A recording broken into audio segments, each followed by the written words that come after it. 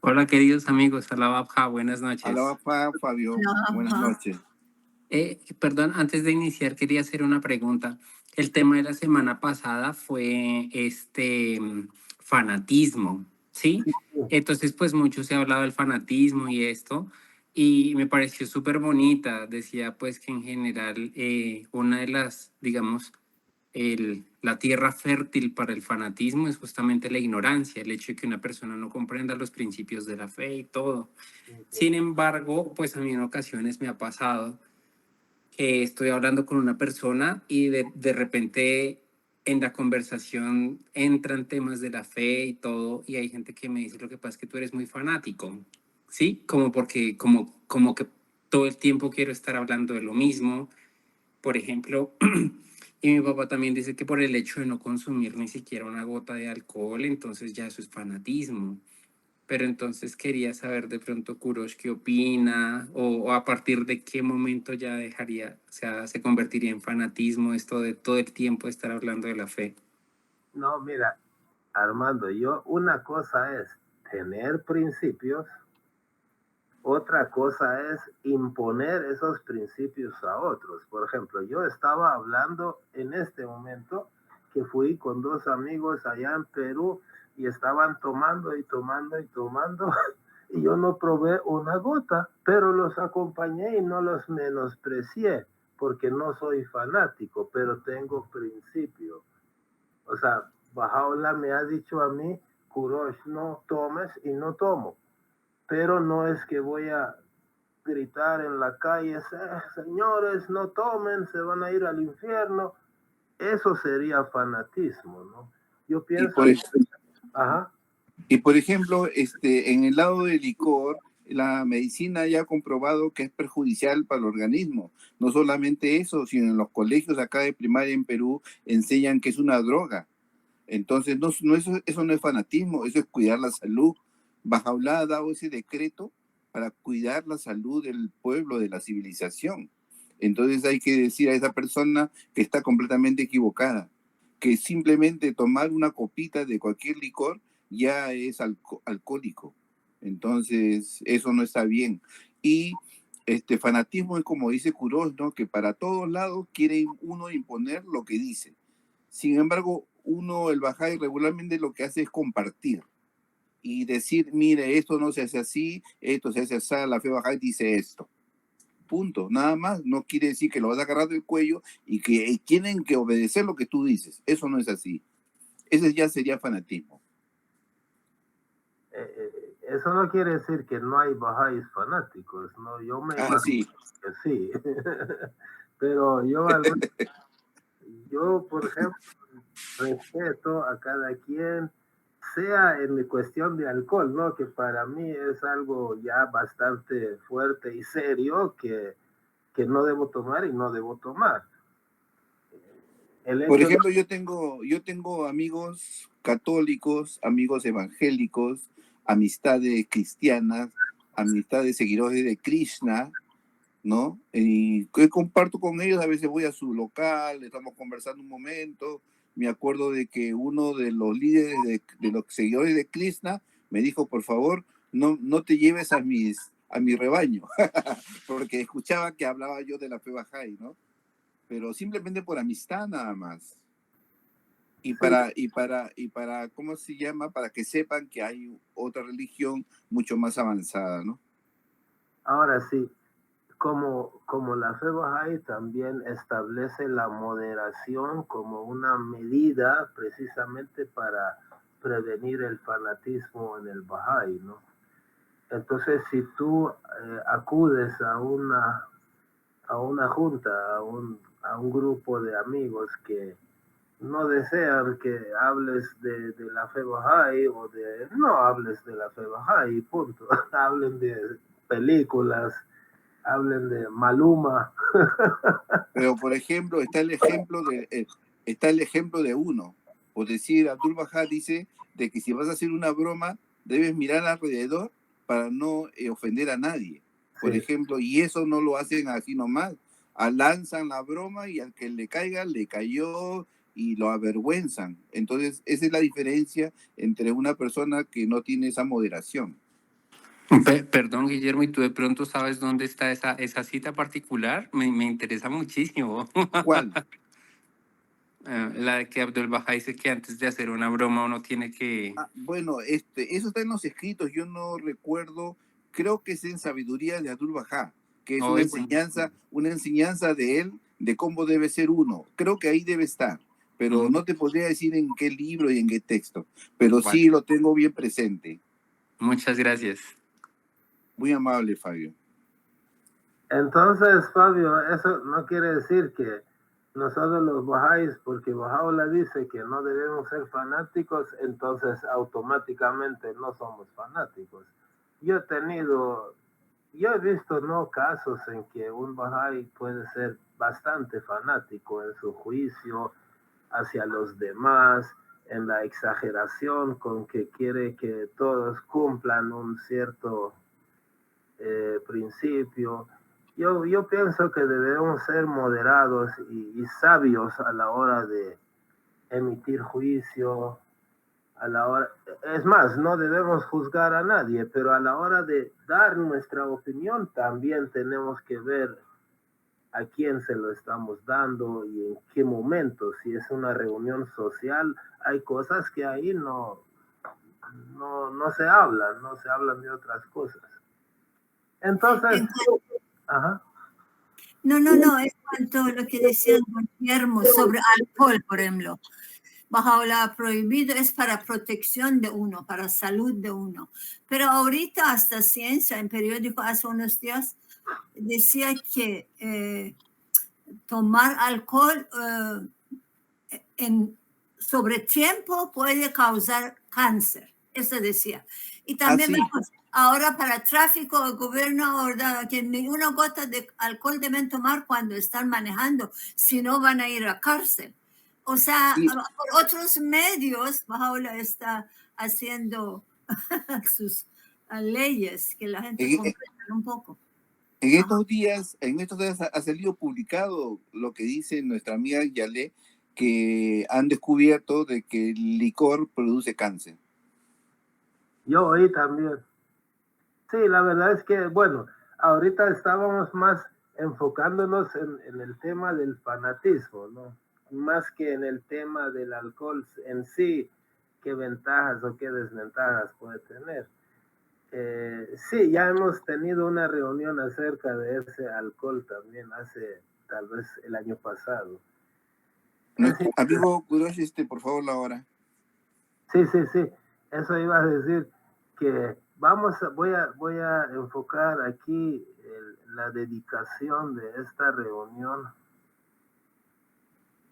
¿Se acuerdan los amigos Yale y Resvan que hace 24 años, un día como hoy, creo que era sábado, hubo un terremoto aquí en la ciudad donde vivimos?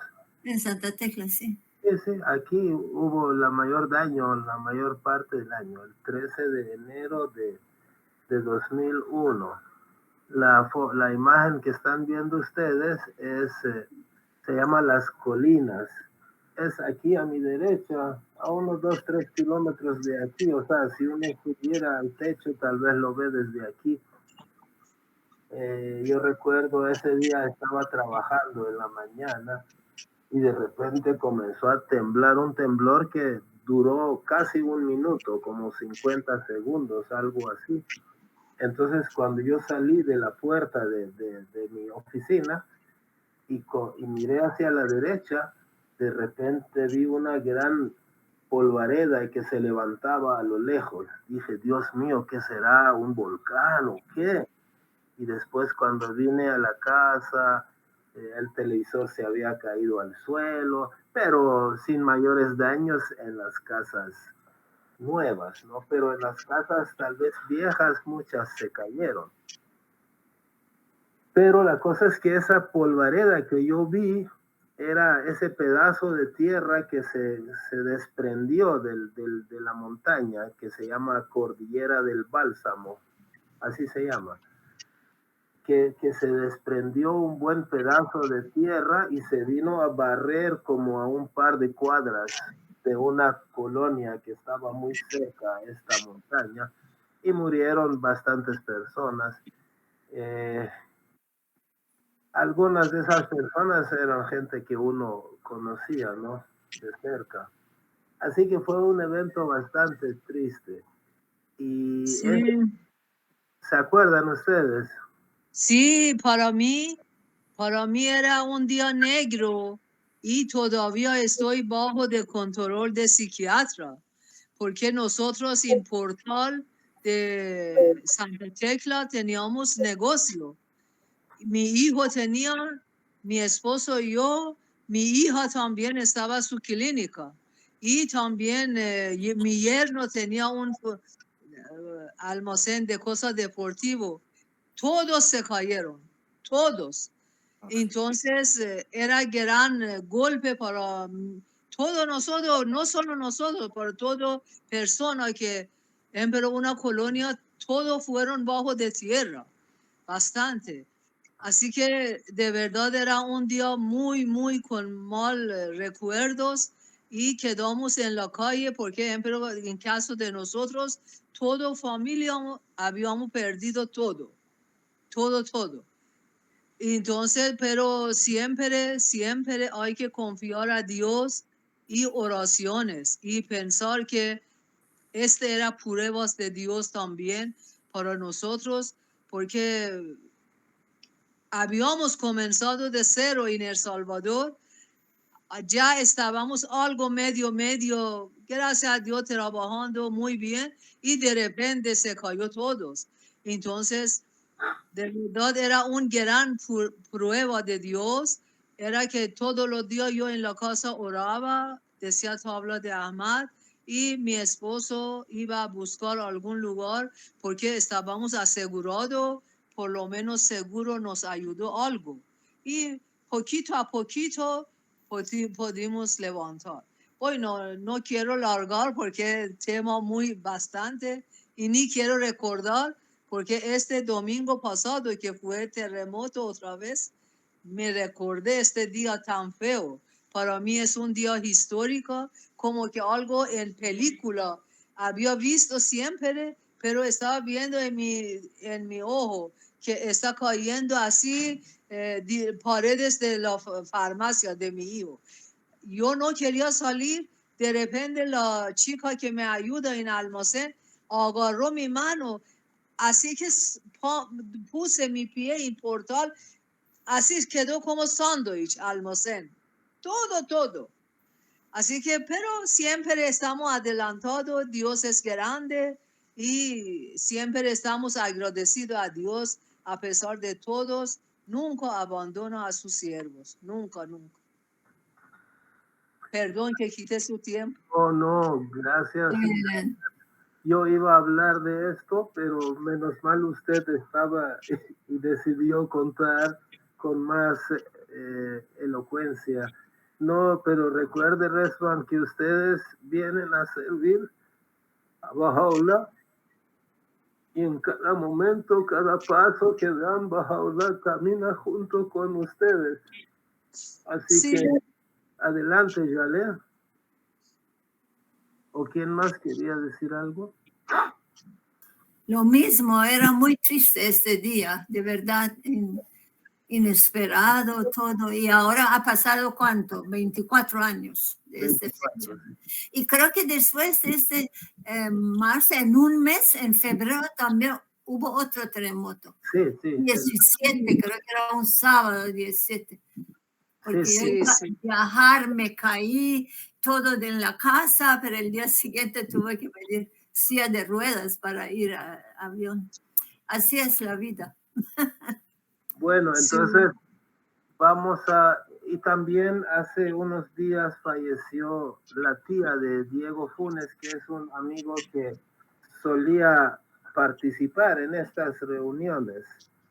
Entonces, hace unos días la señora se metió a una piscina, a lo mejor se le metió agua en el pulmón o le dio un infarto, no sé exactamente qué pasó, pero falleció, no estaba no estaba anciana, mayor, pero no muy mayor, no como para, están muy tristes sus familiares y dejó hijos, hijas, no sé, y sobrinos, y mucha gente triste por su fallecimiento. Así que esta noche vamos a dedicar la oración para los difuntos, ¿no? A todas las almas que fallecieron, tanto en el terremoto como nuestra amiga Sonia, que falleció hace unos días aquí en El Salvador. Adelante. Oh tú, Señor misericordioso, aunque algunas almas han pasado los días de su vida en la ignorancia, se han apartado y son contumaces, sin embargo, con una ola del océano de tu misericordia, todos los que están rodeados por el pecado quedarán libres. De quien quiera tú deseas, haces un confidente, y quien quiera que no sea objeto de tu elección, es contado entre los transgresores.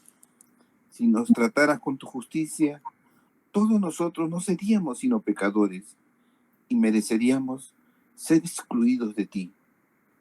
Pero si tú apoyaras la misericordia, todo pecador sería purificado y todo extraño se convertiría en amigo. Concede pues tu misericordia y tu perdón, y otorga tu clemencia a todos. Tú eres el perdonador, el que da la luz y el omnipotente. Atul Baha.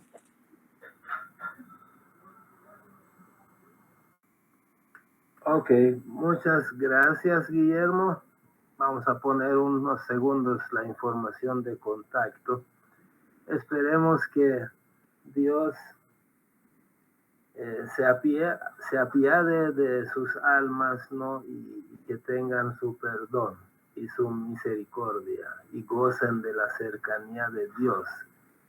Para eso trabajamos, ¿no? Para eso venimos a este mundo, para gozar de la cercanía de Dios. Y si tenemos que pasar accidentes para llegar a cumplir ese propósito, pues enhorabuena, ¿no? Todo es voluntad de Dios. Veamos el tema de esta noche. Yo me acuerdo, había una canción, yo fui fan de Silvio Rodríguez, ¿no? No de su ideología, sino de su música, que es bastante poética y buena, ¿no? No siempre estoy de acuerdo con lo que dice, pero es bonita la música. Dice en una canción, si alguien roba comida y después da la vida, ¿qué hacer? ¿No? Dice, si alguien roba comida y después da la vida, ¿qué hacer? Después se pregunta a él, ¿hasta dónde debemos practicar las verdades? O sea, como quien dice, él está justificando el robo de la comida porque va a dar vida a alguien, ¿no? O sea, es decir, él está diciendo que yo puedo robar comida, ¿por qué? Porque lo robo para dar la vida a alguien, ¿no? Como quien dice, el fin justifica los medios, que es un discurso que manejan muchos, ¿no? Obviamente nosotros no tenemos esa filosofía, ¿no? Es como, yo hoy estaba viendo, aquí hay un canal que pasan animales todo el día, entonces había una manada de leones que tenía 2 cachorros y los cuidaban como que eran tesoros, los 2 cachorros, porque toda su inversión eran para la siguiente generación, eran esos 2 cachorros. Pero de repente uno de los 2 cachorros murió y solo quedó uno. Lo triste es los leones consideraron que tanto esfuerzo para criar a un solo cachorro no vale la pena. Abandonaron el cachorro para que se muera. ¿Para qué? Para que las leonas entren en celo y comiencen a criar una una camada ya más numerosa de cachorros y que no estén invirtiendo sus esfuerzos para un solo cachorro. Ahora, ellos buscan un fin y su fin es la supervivencia de la especie, no de los leones. Entonces, si para eso tienen que matar a un cachorro que es hijo de ellos mismos, lo matan. Pero nosotros, ¿verdad que no haríamos algo así? Jamás haríamos algo así. Entonces, cuando uno dice el fin justifica los medios, a veces tiene que hacer cosas muy nefastas como para perseguir algún ideal, y nosotros no estamos de acuerdo con eso, ¿no? Para los bahá'ís, yo pienso que en general para la gente que sigue algún principio religioso no es correcto, ¿no? Entonces para nosotros el proceso, o sea, de cómo llegamos a ese fin es tan importante como el fin mismo, ¿no? Hasta más importante según algunas teorías, ¿no? Es más importante cómo yo hago las cosas que si llego o no llego al objetivo, ¿no? Bueno, eso es discutible, ¿no? Pero al menos quedamos en que sí es importante cómo practico yo los principios y las verdades, de qué manera yo intento llegar a un fin, a un objetivo. Ahora, la gente normalmente practica las enseñanzas de la religión o de su convicción, ¿no? Por diferentes razones. Yo le pregunté a la computadora, ¿no? Que me listara una serie de razones por las que la gente acostumbra practicar los principios de la fe, y la computadora me dio esta lista, ¿no? En primer lugar dijo, por códigos y ética. Es decir, muchos quieren que la sociedad tenga un código de conducta, ¿no? Para que la sociedad tenga mayor orden. Un sentido entre el bien y el mal, ¿no? Que la sociedad pueda distinguir entre el bien y el mal y pueda construir las relaciones saludables entre las personas que integran la sociedad, para tener una mejor sociedad, ¿no? Este es uno. Dos, por sentido de pertenencia a la comunidad. Perdón. Entonces, el segundo lugar sería tener el sentido de comunidad y pertenencia, ¿no? Porque en la medida que yo practico los principios, entonces yo me identifico con una comunidad y soy aceptado en esa comunidad y fortalezco mis lazos con los miembros de esa comunidad, ¿no? Entonces pertenezco a esa comunidad. 3, consuelo y esperanza, ¿no? Porque a veces la religión ofrece un consuelo para quienes practican ciertos principios, por ejemplo, en tiempos de dificultad, ¿no? Entonces también puede ser que yo practique los principios porque me están prometiendo que voy a obtener algo beneficioso para mí. 4, puede ser que también yo esté buscando un propósito, un significado para mi vida, ¿no? Entonces muchos buscan ese propósito de vida y la religión proporciona muchas veces ese propósito, ¿no? 5, por tradición y cultura. A veces no sé ni por qué tengo que practicar circuncisión, por ejemplo, y lo hago porque es tradición en la comunidad donde yo vivo, ¿no? Entonces, a veces sin tener una idea de por qué lo hago, pues también lo hago. No estoy diciendo que esté bien o mal, sino que la razón por la que yo practico los principios, pues puede variar. Y por último, también una conexión espiritual. Mucha gente busca una conexión con Dios. Busca trascender. Y la fe ofrece un marco para ello, para trascender. Este último tal vez me guste un poco más que los anteriores, ¿no? Entonces, la razón por la cual yo practico virtudes y principios puede variar de una persona a otra, y incluso en mi persona, por ejemplo, puede variar de cuando tenía 12 años, tenía una razón por la cual hacía y no hacía las cosas. Y cuando tenía 18 puede ser otra, ¿no? Y cuando tengo 55 puede ser otra la razón. Y hoy que tengo casi 66 puede ser otra la razón por la cual yo practico o no practico principios religiosos, ¿no? La gente es muy variada en cómo entiende y cómo practica la fe y qué consigue al practicar o no practicar las cosas, ¿no? Unos tienen miedo al infierno o deseo de ir al paraíso, qué sé yo, ¿no? Hay otros que quieren recompensa, otros que tienen votos, que quieren que Dios les regale un carro, entonces se portan bien unos 3 días. Bueno, no sé.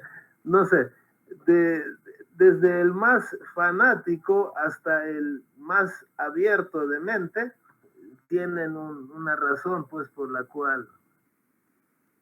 ¿Y ustedes qué dicen? O sea, quisiera que den su opinión. No necesariamente cada uno de ustedes, sino por qué y para qué creen que uno pudiera practicar los principios de la fe. ¿Qué dicen?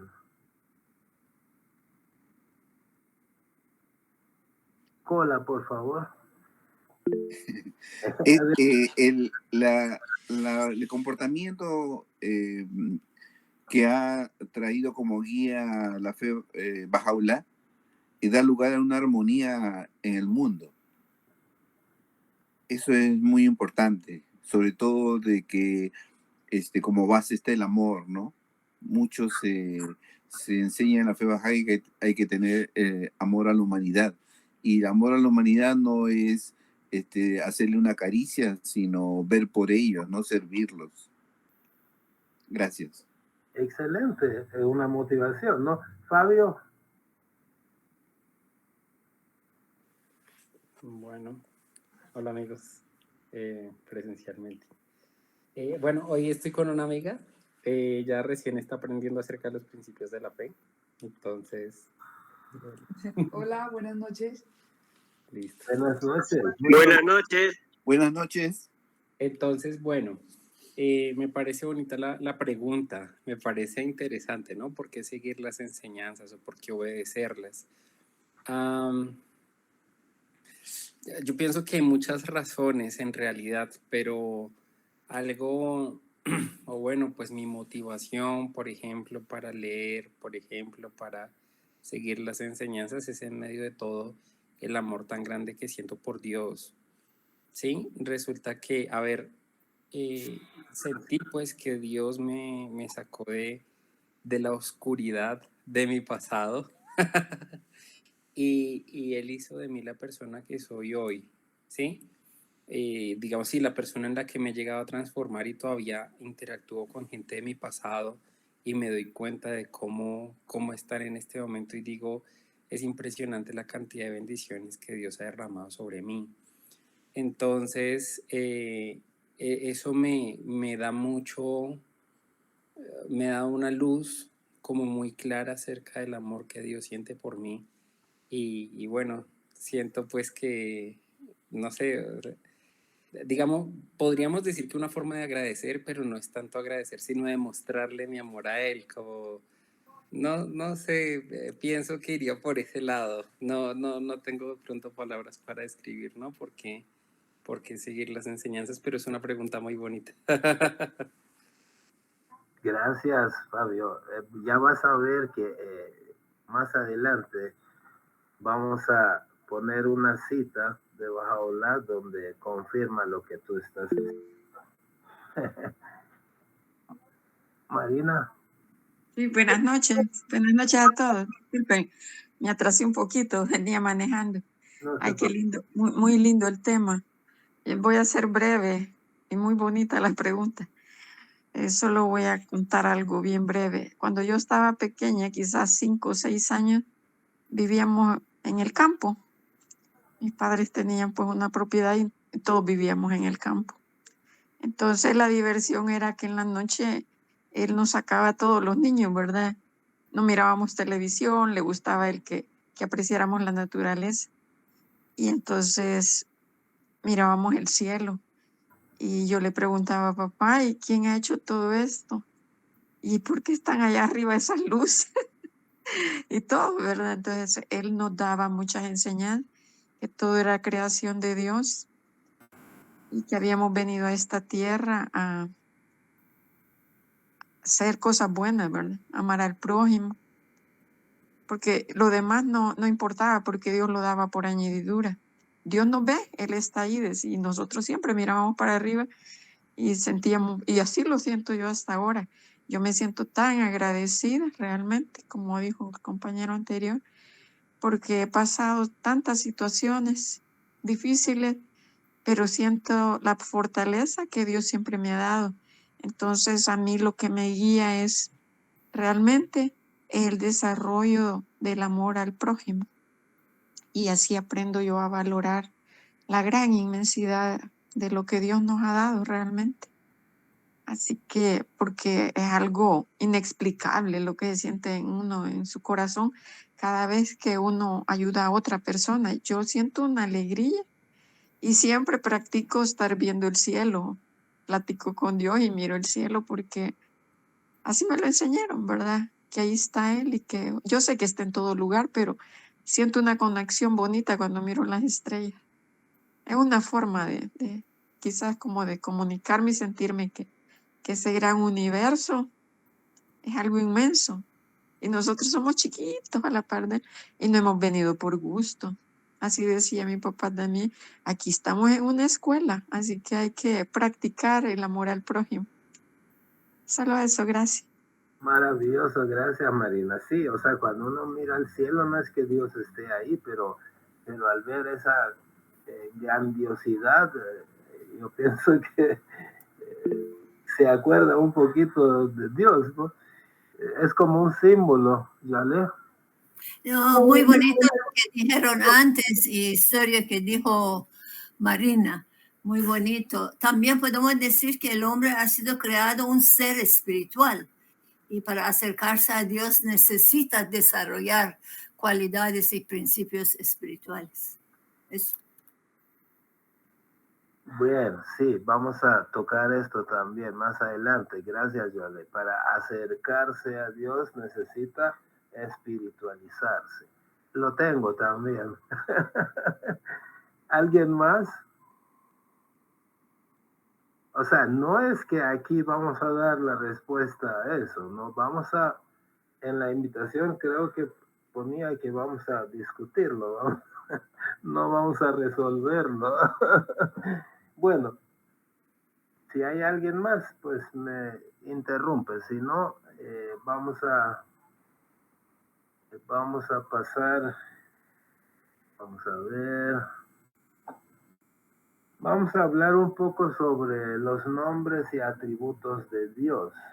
O sea, como siendo nosotros un espejo de Dios, ¿no? Es decir, como Dios dice que nos ha creado a su imagen y semejanza, pues, ¿cómo podemos cumplir ese hecho de ser imagen y semejanza de Dios? Para eso vamos a leer una cita de Bahá'u'lláh a ver qué nos dice. Si nos ayuda Guillermo, por favor. Habiendo creado el mundo y todo lo que en él vive y se mueve, él, por intermedio de la acción directa de su ilimitada y soberana voluntad, escogió conferirle al hombre la singular distinción y capacidad de conocerle y amarle, una capacidad que debe necesariamente ser considerada el impulso generador y el objetivo primordial que sostiene la creación entera. Sobre la más íntima realidad de cada cosa creada, Él ha derramado la luz de uno de sus nombres y la ha hecho un recipiente de la gloria de uno de sus atributos. Sobre la realidad del hombre, sin embargo, Él ha concentrado el esplendor de todos sus nombres y atributos y ha hecho a esta un espejo de su propio ser. Bahá'u'lláh. Ok, vamos a ver. Bahá'u'lláh, como la humanidad a medida que va madurando, o sea, no es lo mismo la humanidad que tenemos ahorita, ustedes y yo, que la humanidad hace 6.000 años, ¿no? Que estaba en pañales, realmente estaba en pañales y no hubiera entendido todo el conocimiento que Bahá'u'lláh está vertiendo sobre nosotros, ¿no?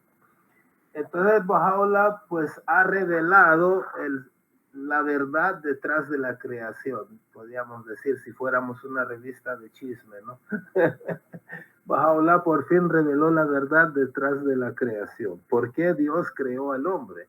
¿No? Obviamente lo ha dicho tal como ustedes y yo podemos entender ahorita. Dentro de 6.000 millones de años, el que venga lo va a explicar de una manera mucho más clara, ¿no? Que ahorita no podríamos entender nosotros. Tal vez ni tenemos las palabras en nuestro vocabulario como para entender los conceptos, como se explicarán en el futuro. Pero Bahá'u'lláh pues ha dado un poco más acerca de por qué Dios ha creado el hombre, ¿no? Por ejemplo, en esta cita, o sea, y no es una sola razón, hay varias formas de explicarlo, ¿no? Por ejemplo, en esta cita habla de que el propósito de la creación es que el hombre practique atributos de Dios, ¿no? Es decir, que uno, al ser imagen y semejanza de Dios, pero en miniatura, trate de sacar provecho y pulirse en las joyas que sacar al relucir las gemas que inherentemente posee. Así cumple su función, ¿no? Como un espejo de Dios. Es decir, una manera de explicar por qué yo me tengo que portar de una cierta manera, pues es que yo tengo que hacer lo que Dios ha depositado en mí, pulir las joyas que ha depositado en mí. Y para pulir esas joyas tengo que ser agradecido, bondadoso, generoso, misericordioso, casto, sacrosanto, qué sé yo, una serie de cualidades yo debo practicar para poder cumplir el propósito que Dios ha dejado en mí. O sea, no es solo que, ay Dios, si yo hago tal cosa me va a mandar al infierno. No se trata de eso, ¿no? Sino que yo hago las cosas buenas como para parecerme a ese ser que Dios ha destinado para mí. Veamos otro. El propósito de Dios único y verdadero, exaltada sea su gloria, al revelarse a los hombres, es poner en descubierto las gemas que yacen ocultas en la mina de su ser íntimo y verdadero. Es parte de la esencia de la fe de Dios y su religión en este día, que no deberá permitirse nunca que las diversas comuniones de la tierra y los múltiples sistemas de creencias religiosas fomenten la animosidad entre los hombres. Estos principios y leyes, estos sistemas poderosos y firmemente establecidos, han procedido de una sola fuente y son los rayos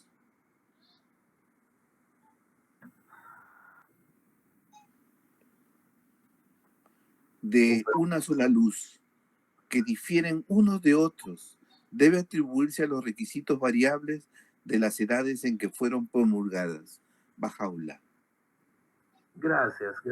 Perdón que yo sin querer lo moví un ratito. Ok, esta otra cita también es parecida.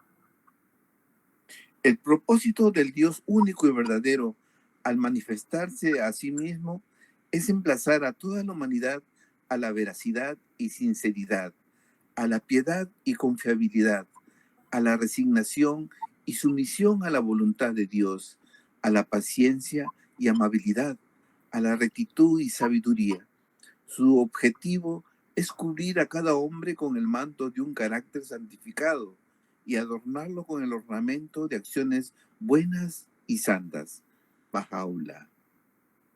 Qué interesante, ¿no? Yo pregunto aquí, si tú compras una sortija, 3 collares, o sea, joyas, pues gemas, ¿para qué los compras? ¿O para qué los fabricas? Para lucirlas, ¿no?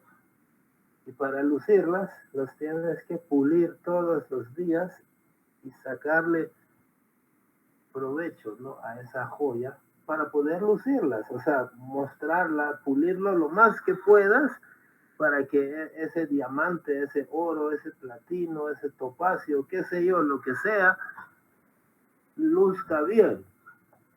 Ahora, nosotros, está diciendo Bahá'u'lláh que somos como joyas, como gemas. Entonces, las gemas, si se tiran ahí o se olvidan, o sea, si uno se olvida de ellos en el fondo del armario o en caso de las minas, debajo de 1000 toneladas de piedra, pues las joyas no se lucen, no, la humanidad no se beneficia, ¿no? de sus virtudes, de su belleza, ¿no? Del adorno que pueden significar. Nosotros, aunque no queramos creerlo, somos los adornos de la creación, somos las joyas de la creación, ¿o no? Dios ha querido lucir, que nos luzcamos, es decir, que yo me luzca como la joya que soy, y por eso yo me porto de una cierta manera, ¿no? No es solo para que no me mande al infierno o porque yo quiero ir al paraíso, ¿no? ¿Qué dicen ustedes? Ese es un enfoque, ¿no? No son todos los enfoques, sino que es uno de los tantos enfoques para lo cual nosotros nos tenemos que comportar, porque yo soy una joya y tengo que pulirme y lucir la belleza que traigo, y para lucir la belleza que traigo, pues tengo que ser bondadoso, generoso, casto, qué sé yo, una serie de cosas. Fabio. Sí, en este momento recuerdo justamente una cita también de Bahá'u'lláh. Ese está en el llamamiento del Señor de las Huestes. Ese dice algo así como que no tenemos que permitir ser corrompidos, no permitas como ser contaminado, algo así, porque en el momento en el que permites ser contaminado, todo lo que está a tu alrededor también se contamina. Así como, por ejemplo, cuando una fuente se contamina, también se contamina su cauce, o cuando el corazón se contamina, también se contaminan los miembros, ¿no? Y dice que eso es injusto tanto con nosotros como con los demás. Entonces, sí, lo que estaba pensando es que deberíamos hacer como nuestro esfuerzo, así como dices tú, Kurosh, por como pulir el espejo de nuestro corazón para que refleje en medidas cada vez mayores la luz de Dios y permitir que los demás se beneficien de ello, de nuestro ejemplo. Resulta que, digamos, la psicología dentro de los avances que ha hecho, se ha demostrado que realmente el ser humano lo que aprende de las palabras, de lo que escucha, pues es muy poco, pero es muchísimo más lo que se aprende de las acciones. Entonces, si nosotros hablamos todo el tiempo de honradez, pero al mismo tiempo estamos robando, pues indudablemente esa contaminación se va a reflejar en las personas que están a nuestro alrededor. Pero muchas veces sin necesidad de hablar, solamente demostrando con nuestros actos la honradez o bueno, las virtudes de Dios, en general el mundo se va beneficiando de eso, ¿no? Entonces, al tiempo que nosotros cambiamos como seres humanos, al tiempo que nosotros purificamos nuestro corazón, también estamos contribuyendo al propósito mayor de Dios, que justamente es el mejoramiento de la raza humana, ¿no? O sea, que cada ser humano llegue a ser lo mejor que puede llegar a ser, o como dice Bahá'u'lláh en las palabras ocultas, elévate a la altura para la cual fuiste creado, ¿no? Entonces estamos ayudando a otras personas a cumplir con ese propósito. Entonces siento que por eso también es importante seguir las enseñanzas. Maravilloso, sí.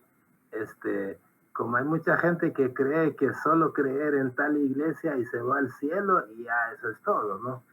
Pero no, la humanidad, la sociedad se beneficia de lo que yo haga, no de lo que yo grite en las iglesias, ¿no? Magnífico, gracias. ¿Otro? Sí, sí, adelante. Quiero decir que esta cita que tenemos frente está muy claro. Dice que el propósito de Dios al manifestarse a sí mismo, que mandan los mensajeros, es emplazar a todas estas virtudes, veracidad, sinceridad, piedad, confiabilidad, resignación y todo ese propósito de Dios para que se desarrolle el hombre en los principios espirituales. Y también su objetivo es cubrir a cada hombre con el manto de un carácter santificado y adornado con el ornamento de acciones buenas y santas. Está bien claro en la cita. Sí, maravilloso, exacto, eso es lo que dice, ¿no? Porque es el propósito de la vida del ser humano. Por eso lo relacionaba con la joya, ¿no? Si usted compra una joya, ¿para qué compra la joya? Para lucirla. Entonces Dios ha creado al ser humano como una joya. Entonces se tiene que lucir como tal, no solamente gritar, nosotros somos esto, somos aquello. Humberto. Gracias. Sí, estaba pensando, el tema es bien interesante y la experiencia, lo que uno por naturaleza escucha casi en todas partes, es que la gente reconoce el valor de las cualidades y todo eso, y le parecen como que si eso viene solito y fácil, ¿no? Solito ya te va a caer la veracidad, va a depositarte todo sobre ti la honradez, que es una cosa, como quien dice, vas a crecer, con los años vas a crecer, ¿no? El niño va a crecer, se va a hacer adulto. Las cualidades espirituales no son así, o sea, no necesita de ejercitarse y debería ser tema de conversación cotidiano en el hogar y en las escuelas, formar al ciudadano que el país necesita. Eso es bien interesante porque todo el niño tiene un potencial dentro de sí, no lo tiene desarrollado todavía, pero lo tiene en potencia y si se le dedica tiempo y buena voluntad a desarrollar las diferentes cualidades que se necesitan, ¿no? Entonces los padres van a tener después de un tiempo unos hijos que ya han asimilado las cualidades espirituales, porque lo que más se pregona, se insiste, se preocupan las familias y los colegios es en que el estudiante responda a las preguntas de los exámenes, saquen buena nota y luego tengan una profesión. O sea, la parte académica intelectual. La parte espiritual está abandonada a su suerte. Está como de segundo plano, como que no vale gran cosa, como que nunca se va a igualar a tener un título universitario que tener 2 o 3 cualidades de esas buenísimas que tantas faltas en el mundo, ¿no? Entonces es un error de percepción, es una falla en la educación, es una falla en muchos hogares. Yo lo he visto eso, bueno, es muy fácil verlo en todas partes, ¿no? Yo quiero que mi hijo algún día sea un hombre de bien, ¿no? Que tenga un buen trabajo. Oye, cuando le dice, ojalá que mi hijo sea virtuoso, noble y nunca haga daño a nadie, que sea una persona confiable, decente, no, esas cosas, esas como que quitan tiempo, ¿no? No hay tiempo para eso. Pero sí, por supuesto, la bendita belleza ha dado ya buena explicación para que la sociedad que deseamos todos se llegue a realizar en alguna vez. Una vez, para terminar, Abdul-Bahá dijo que él prefería un niño iletrado, pero noble, lo prefiere así, ¿no? Pero si se pueden mezclar las dos cosas, o sea, al mismo tiempo que es noble, educado y un buen niño, y al mismo tiempo que sea instruido y educado, maravillosa la combinación, ¿no? No está diciendo que no deban estudiar, no, sino que las dos cosas, si se juntan, los resultados van a ser maravillosos. Sí, pues, gracias. Sí, gracias, Humberto. No, es más, o sea, el niño Bahá'í tiene que ser excelente en todas las cosas. Quiere decir que tiene que ser el mejor alumno, pero también tiene que llevar los libros Ruhi, dar un grupo prejuvenil, qué sé yo, según su gusto, ¿no? Una clase de niños, una hogareña, cualquier cosa, pero también tiene que hacer cosas bajáis, ¿no? No solamente ir a la universidad, a las mejores universidades del mundo y si le ofreces un libro, no tengo tiempo porque estoy estudiando, ¿no? Entonces le toca ese doble trabajo, ¿no? No le tiene fácil un Bahá'í. Bueno, ahora vamos a un poquito relacionar con otra cosa, ¿no? La práctica de virtudes y el estado de perfección, vamos a ver cómo lo podemos relacionar con el paraíso, ¿no? Mucha gente ha practicado durante siglos los principios de la fe, bien o mal, ¿no? Pero los ha practicado de alguna manera por miedo al fuego infernal. Eso ha sido muy común, ¿no? Por no ir al infierno, tenemos que hacer esto y lo otro. O por ganarse el paraíso, ¿no?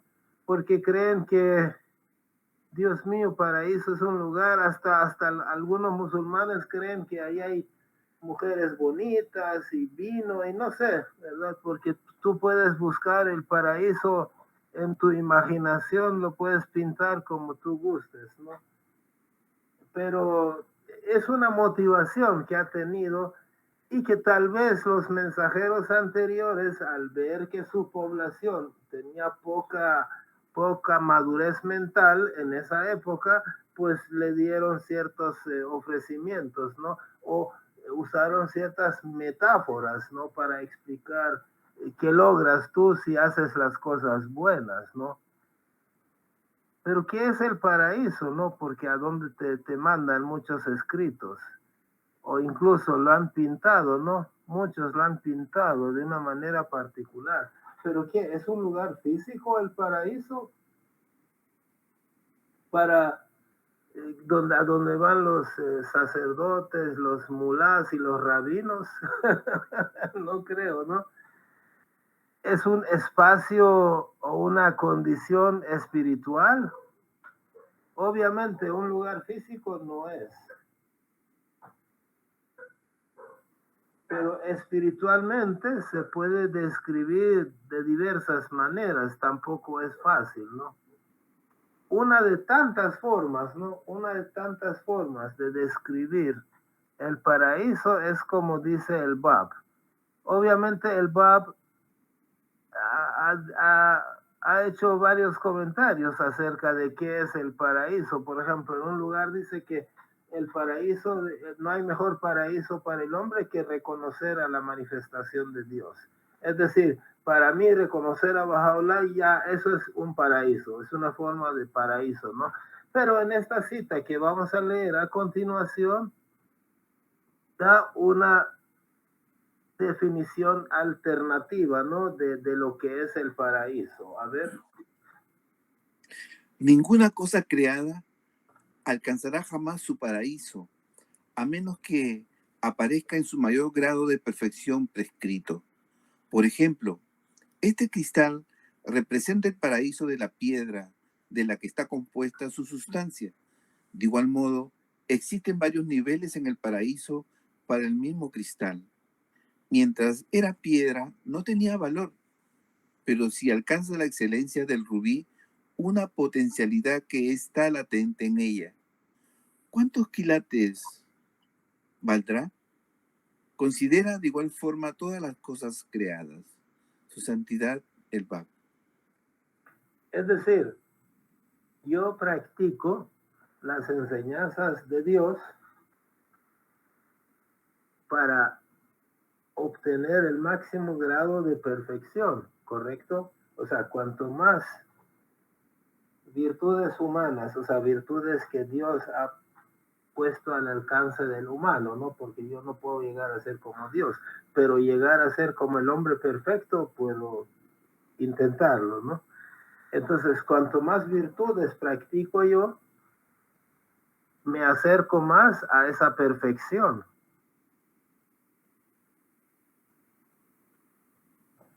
No tanto porque nos van a regalar bicicleta, carro o $1.000.000. No tanto porque me van a regalar algo, sino porque nuestro paraíso en sí es llegar a esa perfección. O sea, llego a la perfección, llego al paraíso. Ese es mi paraíso. Dependiendo de la cantidad de virtudes y principios divinos que yo cumpla, llego a esa altura y mi alma está en su paraíso y goza de felicidad. O sea, no necesito que me regalen $25,000 porque ayer le di 10 centavos a un mendigo. O sea, no se trata solamente, obviamente voy a tener consecuencias buenas si me porto bien, eso no es mentira, pero mi motivación es llegar a la perfección, llegar a ser como mi papá, ¿no? Lo más parecido posible. Por eso yo me esfuerzo por hacer bien las cosas y para estar en el paraíso, como dice el Bab, ¿no? Llegar a cumplir mi estado de perfección. No es que solo esta sea la definición, es una de las tantas maneras de describir el paraíso. Entonces, estar en el paraíso, estar en la perfección y la felicidad. Felicidad también es muy importante, ¿no? Porque en el paraíso, ¿cómo está la gente que está ahí? Es feliz. Y los que dicen que están en infierno llorando están tristes, ¿no? Es esa condición, ¿no? También la buscamos, condición de la felicidad. Entonces vamos a ver qué dicen algunos escritos acerca de ese punto, ¿no? De felicidad y bienestar. Si por hacer un bien, ojo, si por hacer un bien yo soy feliz, entonces, ¿qué más quiero? ¿Me tienen que dar premio? Además de eso, si hacer el bien me hace feliz, la felicidad en sí es un premio, es un paraíso, ¿no? O sea, si mi alma es feliz, entonces mi alma está en paraíso. Y si hacer las cosas bien me hace feliz a mí, entonces esa felicidad también es una de tantas formas de ver que estoy en el paraíso, ¿no? Para eso trabajamos, ¿no? Entre otras cosas, ¿no? Trabajamos para ir a ser felices, para ir al paraíso. El otro día iba a la tienda a comprar tomate. Entonces llegó un señor que tenía como un cólico o algo así, no sé qué tenía, pero quería comprar un Alka-Seltzer. Entonces tenía sencillito, pero no era mendigo, pero era pobre, ¿no? Tal vez traía poco dinero y le faltaban 20 centavos. Y vine, yo dije, necesita 20 centavos, aquí está, se lo di. Y me sentí feliz por haber podido ayudarlo. Ni se me ocurrió, pues, decir, que le di 20 centavos a este señor y Dios me lo va a recompensar. No se trata de eso. Entonces, cuando me dijo, Dios se lo pague, Dios lo bendiga, yo dentro de mí dijo, Dios ya me pagó.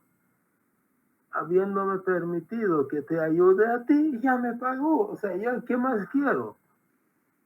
¿No? ¿Qué más? Que me devuelva los 20 centavos. No es eso lo que yo busco. Yo recuerdo de un chiste que un un señor tacaño, ¿no? Un señor tacaño se muere y va a la presencia de Dios.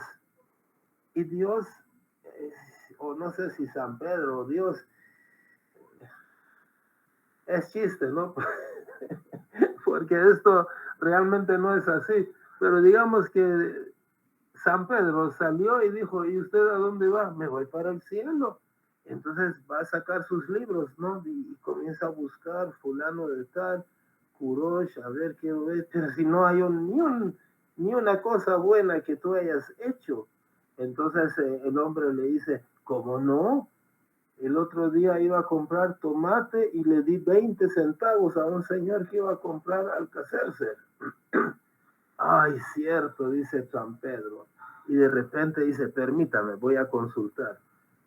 Entra ahí atrás, ¿no? Cierra la puerta y consultan con Dios. Después de un par de horas de consulta, Dios le dice, mira San Pedro, toma estos 20 centavos, devuélveselo y lo mandas al infierno. Así que, es decir, si yo quiero pagarle 20 centavos a un señor que lo necesita, solo con eso ir al cielo, no, pues no es eso, no es eso. Yo el otro día pasaba por un lugar turístico aquí que se llama Paseo El Carmen. Es un bonito lugar donde hay negocios de todo tipo, de comida y de artesanía y de otras cosas. Entonces había un señor que se llama Don Ricardito, que antes tocaba acordeón. Muy bueno para tocar acordeón. Pero de repente lo voy viendo ahí sentado en la acera pidiendo dinero. Le dije, él no se acordaba de mí, pero yo dije, Don Ricardito, ¿qué tal? ¿Cómo está? Y me miró así con una mirada que me entristeció el alma, ¿no? Que lo vi bastante necesitado. Entonces le dije, mire, ¿y su acordeón qué se hizo? Se me arruinó, se me malogró, ya no me funciona. Y yo pensé, Dios mío, ¿cómo hago para conseguirle un acordeón? Pero es bien caro, no es fácil. Entonces vine yo y saqué un billete más o menos significativo, ¿no? Y le puse ahí en su platito. Y él me miró con una, no sé cómo describirle la mirada que me hizo. Yo me sentí tan feliz de haber podido ayudarle. O sea, no necesito que vengan y me den 3 libras de mango o una bicicleta porque le ayudé con unos centavitos al señor que lo necesita. Realmente lloré triste por él y feliz de haber podido ayudarle un poquito más de lo que normalmente se ayuda a una persona así, ¿no? O sea, practicando una virtud divina sentí ese paraíso, esa felicidad. Y el otro día pasábamos por ese mismo lugar, pero ya era tarde, eran como las 12:30, más de la medianoche. Entonces yo comienzo a ver, ¿estará ahí Don Ricardito? No está porque ya es muy tarde. Y vieran qué triste me sentí de que no estaba y no poder bajar y saludarlo y darle, no sé, unas monedas. ¿Qué más quiere uno, no? Que practicando generosidad, por ejemplo, uno experimenta una felicidad que no lo cambio por los paraísos donde hay árboles y vino y comida, ¿no? Entonces, ese es otro motivo, ¿no? O sea, te trae felicidad realmente practicar las virtudes que Dios ha depositado en ti. Es decir, Dios te ha programado de tal manera que si tú practicas el propósito para el cual has sido creado, tú eres feliz. Y si tú eres feliz, pues ¿qué más quieres? ¿Ese es paraíso o no? ¿No? Es importante. Ahora vamos a ver otra forma de verlo. Buscando el paraíso de Dios o buscando, la presencia, no paraíso, buscando la presencia de Dios. Es otra razón por la cual yo trabajo, porque yo busco la presencia de Dios, ¿no? Entonces, vamos a ver una cita que dice, ¿no? El propósito de Dios al crear el hombre ha sido siempre, será el de capacitarlo para que pueda reconocer a su creador y alcanzar su presencia. Todos los libros sagrados y las importantes escrituras divinamente reveladas dan testimonio inequívoco de el más excelente objetivo, de esta meta suprema. Quien quiera haya reconocido la aurora de la guía divina y haya entrado en su sagrada corte, se ha acercado a Dios y ha alcanzado su presencia que es el verdadero paraíso y de la cual las más elevadas mansiones del cielo son solo un símbolo. Bahá'u'lláh. Qué interesante, ¿no? O sea, Dios nos ha creado para que nosotros lo conozcamos, reconozcamos a sus mensajeros, etcétera, etcétera, y podamos alcanzar su presencia, ¿no? Ahora, ¿qué es presencia de Dios? Si fuera un lugar, ya sea físico o espiritual, donde yo puedo caminar y decir, hola Dios, ¿qué tal? ¿Cómo está? Mucho gusto, te manda saludos fulano, ¿no?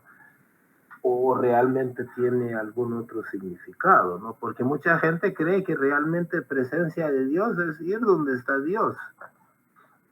No, yo no puedo ir al sol porque me quemo. Bueno, ese es otro tema, ¿no? Muy amplio, ¿no? ¿Por qué es que uno no puede ir donde Dios? No puede estar ni material ni espiritualmente donde Dios está a la par tuya, ¿no? Vamos a ver qué dice Abdul Bahá, ¿no? ¿Por qué especular? Aquí está. Bahá'u'lláh dice, tu corazón es mi morada, santifícalo por mi descenso. Tu espíritu es el lugar de mi revelación, purifícalo para mi manifestación. Por tanto, sabemos que la cercanía a Dios es posible a través de la devoción a Él, a través de la unión con la humanidad y por el amor benevolente hacia todos. Depende de la investigación de la verdad, de la adquisición de virtudes loables, del servicio en la causa de la paz universal y de la santificación personal. En una palabra, acercarse a Dios exige el sacrificio de sí mismo, la renunciación y el perderlo todo por Él. Cercanía es semejanza. Abdul Bahá. Entonces, yo trabajo para acercarme a Dios, ¿no? Pero acercarme físicamente o incluso espiritualmente, o sea, mi alma camina y va donde está Dios. Estar en la presencia de Dios no es algo físico, ni siquiera espiritualmente yo puedo estar en su presencia. Es simbólico, más bien es parecerse a Él. O sea, si Dios me ha creado de tal manera que yo puedo caminar en esta línea de la perfección hasta llegar al infinito, eso es el Dios al que yo puedo acercarme, ¿no? Mi propia perfección. Entonces, como decía Abdul Bahá, cercanía es semejanza. Yo cuanto más me parezca a Dios, y claro, Dios es bondadoso, poderoso, es sabio, misericordioso, etcétera, etcétera, etcétera. Entonces, si yo, en la medida de mi capacidad, no la de Él, sino en la medida de mi capacidad, soy bondadoso, misericordioso, sabio, etcétera, etcétera, etcétera, entonces yo me parezco lo más que puedo a Dios. Entonces yo estoy cerca de Dios. Cercanía es semejanza, ¿no? ¿Sí? ¿Está bien? Entonces yo me parezco a Él, estoy cerca de llegar a Él, ¿no? O como Él quiere que yo esté. Entonces, si yo practico todas esas virtudes, pues cuanto más virtudes practique, más me voy a parecer a Dios y por lo tanto más cerca estoy de Dios. Vamos a ver otro.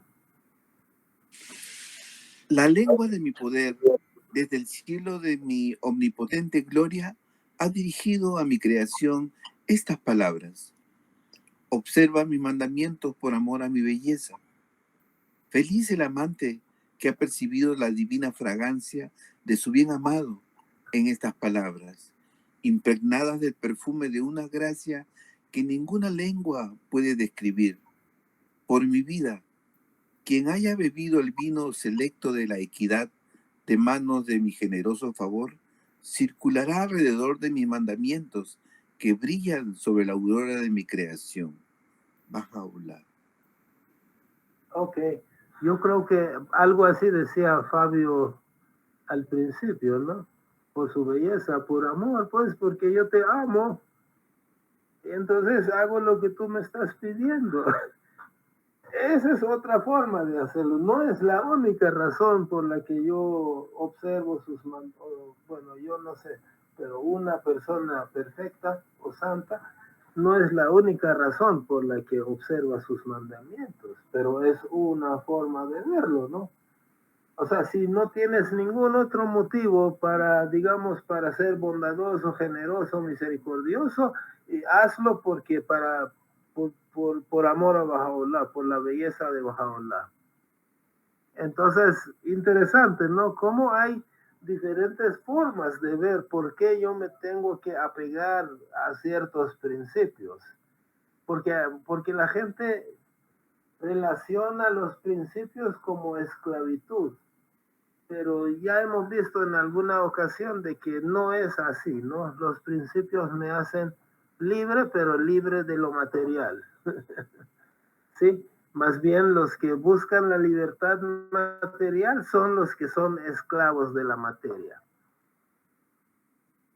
Entonces, yo practico mis principios religiosos porque busco los atributos divinos, ¿no?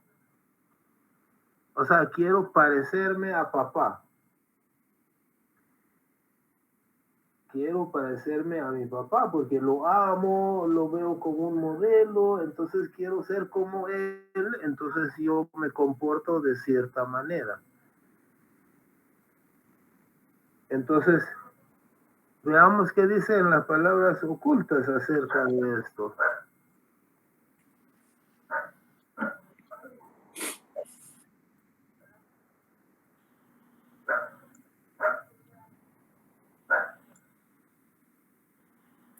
Oh hijos del polvo, advertid a los ricos del suspirar de los pobres en medio de la noche, para que la negligencia no los conduzca al sendero de la destrucción y los prive del árbol de la riqueza. Dar y ser generoso son de mis atributos. Bienaventurado es aquel que se adorna con mis virtudes. Bahá'u'lláh. Hace un par de semanas fuimos a dar unas charlas acerca de los fondos, ¿no? Y les pusimos esta cita que siempre ponen los tesoreros, ¿no? Pone, dar y ser generoso son de mis atributos, bienaventurado es aquel que se adorna con mis virtudes. Está en relación a lo que estamos hablando, ¿no? O sea, yo voy a ser generoso, bondadoso, misericordioso, porque me quiero parecer a ti. Porque son tus virtudes. Yo quiero ser como papá, entonces practico las virtudes, ¿no? Entonces, si, ¿cómo decirlo? Mi padre es tan generoso, tan bondadoso, tan misericordioso, tiene tantas virtudes, tantas cualidades. Yo lo amo tanto y quiero estar cerca de él. O sea, quiero parecerme a él lo más que se pueda, ¿correcto? Quiero ser como mi papá, como decía una canción infantil. La felicidad, la satisfacción que siento al ser como mi papá es mi paraíso. Nadie me recompensa, yo me recompenso solo. No hay un San Pedro que ahí te esté dando un billete de $100, ¿no? Si haces o no haces las cosas. Es una forma de verlo, ¿no? O sea, no es que hemos resuelto el tema de por qué yo debo hacer las cosas bien, pero yo creo que ha sido interesante los puntos que hemos tocado, ¿no? Si alguien tiene algo más, porque aquí termino yo mi material. Sí, en relación a las virtudes, los principios, decía que es todo un paradigma nuevo religioso, ¿no? De la fe Bahá'í, y en ese sentido también las joyas que se hace referencia también tiene que ver con los adornos, que son nuestras acciones, que deberían ser esas joyas nuestras acciones en nuestra vida diaria, ¿no? Entonces el paradigma es totalmente diferente a las creencias que se tiene en la religión popular, ¿no? Que está muy expandido en nuestra cultura latinoamericana.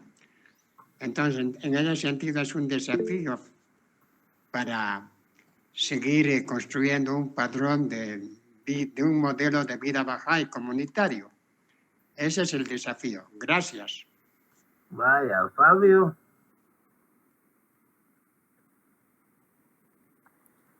Sí, perdón. Quería comentar que es algo que siempre he pensado, es que una gran parte de las personas de otras religiones como que venden o transmiten las enseñanzas de la religión a partir del miedo, ¿no? Entonces, si usted no hace esto, usted se va a ir para el infierno, su alma se va a quemar, bueno, tantas cosas, ¿no? Pero en general, algo que me llama mucho la atención de la fe es como ese concepto que se tiene acerca del infierno, ¿no? Y del cielo, siendo que realmente, o pues tal y como yo lo entiendo, ¿no? El cielo más grande que existe es la cercanía a Dios, ¿no? Y el infierno más grande que existe es estar alejado de Él. Así pues, uno no necesita morir para llegar al cielo o para llegar al infierno, ¿no? Siempre pienso, ¿no? Si uno llega, por ejemplo, a asesinar a otra persona, por ejemplo, y uno tiene que vivir con ese remordimiento, pues qué peor infierno que ese, ¿sí? Y uno todavía está vivo. Pero la cuestión acá es las cosas tan hermosas que nosotros podemos hacer a lo largo de nuestra vida, guiados por la palabra de Dios, inspirados por la palabra de Dios, ¿cierto? Para llegar a alcanzar ese cielo. Por ejemplo, lo que dice la generosidad, dar y ser generoso, esos son mis atributos. Y pienso en el ejemplo, por ejemplo, de Kurosh, al dar ese dinero, ¿sí? En general él no decía, uy, voy a hacerlo para llegar al cielo, sino lo voy a hacerlo porque eso me trae alegría. Y la alegría más grande, pues, es el cielo, ¿no? Entonces, pues me parece muy bonita la charla, como muy esclarecedora. De verdad, muchas gracias. Ok, gracias también por sus opiniones y y por su atención. Para mí es una gran alegría, por ejemplo, paso toda la semana puliendo el tema para la hora de la reunión y yo me siento feliz. O sea, es simplemente no necesito que me regalen nada. Y yo pienso que esa felicidad que uno siente ya es un paraíso, ya es un premio. ¿Iba a decir algo, Reswan Hanum? No. No se oye. No se oye. Su micrófono. Que, perdón, que a mí me gustó mucho de todo el tema y además comentario de Fabio, muy bonito, y quiero que todos nos gozamos de este tema. Gracias por todo siempre. Gracias, Sí, gracias. de acuerdo también, muy bonito el tema y participación esta noche. Muy bonito. Vamos a tratar siempre de hoy en adelante de que haya un poquito más de participación. No solo que hable el molá, sino también. Sí, a mí me gustaría. Excelente, a mí me encantó este tema. O sea, simplemente porque oí una frase y se me ocurrió. Y sí, me encantó el tema, ¿no? Y espero que sí, seguramente que hay otras formas, ¿no?, de interpretar este tema, pero era una discusión, no era como el doctor que da el veredicto final, ¿no?, sino que es una conversación que nos acerca un poquito más a parte de la verdad. Les agradezco muchísimo, que Dios me los bendiga. Gracias a usted. Gracias, Carmencita, también. Nos vemos en otra. Gracias, amigos. Feliz noche a todos. Gracias. Feliz noche a todos. Hasta martes. Feliz noche. A todos, un abrazo, los quiero a todos. Chao. Igual. Gracias. Marina, muchas gracias.